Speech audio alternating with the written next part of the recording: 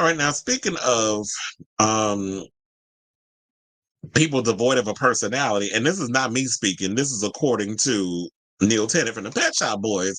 He's going in on Miss Taylor Swift. So, Pet Shop Boys singer Neil Tennant doesn't think Taylor Swift has any famous songs, even though he's been presented with evidence to the contrary. Now, the Pet Shop Boys vocalist took a swipe at the global superstar while I don't know if she's there global, but we'll entertain that. While comparing her to the late king of pop, Michael Jackson, during a live stream conversation with The Guardian on Monday, saying Taylor Swift sort of fascinates me as a phenomenon because she's so popular, and I sort of quite like the whole thing. But then when I listen to the records, for a phenomenon as big as she is, where are the famous songs? What's Taylor Swift's Billie Jean? He asked on stage at King's Palace in London. When music critic Alexis Petridis interjected to mention one of Swift's many signature songs, Shake It Off being one, Tennant doubled down. He said, I listened to that the other day and it's not Billie Jean. The West End Girls singer, who's 69, clarified that he thinks the Eras Tour performer, 34, has a great voice. I'll continue. But he believes her catalog leaves much to be desired, saying, I like the fact that it brings all these people together, even multi-generational, but I think the one disappointing thing is the music, not the lyrics, the music. Tennant's comments came 3 days after Swift released her 11th studio album, The Tortured Poets Department. Now, Page Six reviewed the 16-track record. 16, child is more than that, but okay. It's a 16-track record as a pièce de résistance, writing that the all-too-well singer is more of a heartbroken savant turning her pain into poetry than a scorned woman filling out a burn book. Child, y'all with these mean girl burn books, I cannot. So it was like, Page Six reviewed the, wait, did they post the same thing twice? I think they did. they don't be they don't be proofreading before they post stuff. They apparently they posted the same thing twice. But anyway, so it said the album covers Swift's 2023 breakups from her longtime boyfriend Joe Alwyn and her subsequent fling Matt Healy, and also includes nods to her current beau Travis Kelce. To have a successful pop career now, you have to have a series of relationships which are amazing and then break up tragically. I will say this: I don't like the whole situation of like artists having a look, but artists have been doing it since the beginning, right? But it feels like that's the only thing that she's known for is that she just takes a lot of stuff that's going on in her personal life and she turns it into a song. So I would be scared, like if I was in a situation, if I ever came across, like if I was a heterosexual man and I was dating a Taylor Swift type, I don't know if I would want to take that risk because it's like I don't want you putting my business out here in these streets. But an artist should be allowed to talk about things that's going on in their life. But in regards to what Neil Tennant said, I know a lot of people gonna look at it as like, who this old man think he is talking about stuff. First of all, the Pet Shop Boys were making music for 4 decades. They have a new album coming out.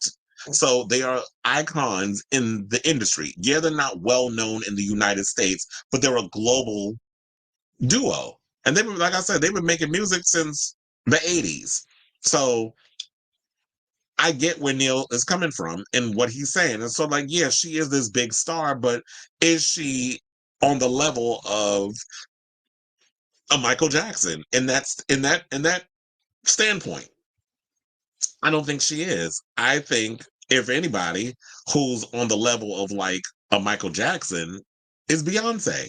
She to me is the one that embodies that X factor in regards of amazing, memorable songs, can give a damn good performance, really gets them fans going ape shit when she comes out on stage. Like she could pull a Michael Jackson, but she can just stand there in a stadium on stage for 5 minutes and have all them fans out there crying and hyperventilating and passing out. Because that's what Michael Jackson did in them days.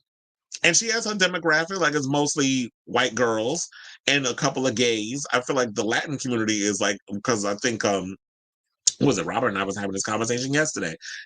Um the Latin community is like all the way at the bottom. And that's probably why then when they said she's international, it was like for where? I think maybe international in English speaking markets, but you're not international like a Madonna, where Madonna is not only big in America. Well, as far as like Madonna selling out stadiums or whatever the case is, she's always going to be that girl to sell out, and she'll have her fan base that'll support her and go to her different shows and all that other stuff when she needs them to go. As far as like going to Portugal, Rio, any parts of South America, Mexico. She goes to all those places. I can't see Taylor Swift selling out those type of places. I just don't think the Latin demographic or Spanish speaking artists are really out there fiending for Taylor Swift like these white kids are.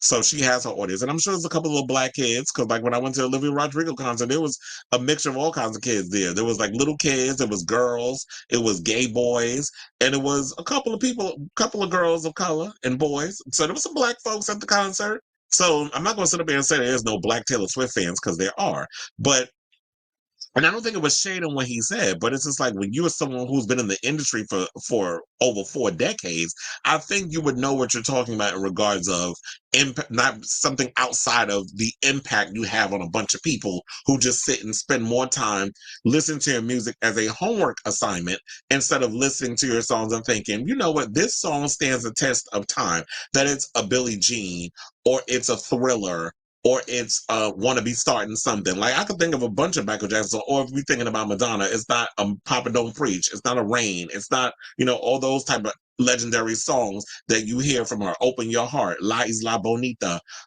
Who's That Girl, which I'm mad she didn't perform that song on this tour. ¿Quién es esta niña? Like, why didn't you give me that song? That's one of my favorite songs. But this ain't about Madonna. This is about Taylor Swift. But so yeah, so Neil said what he said.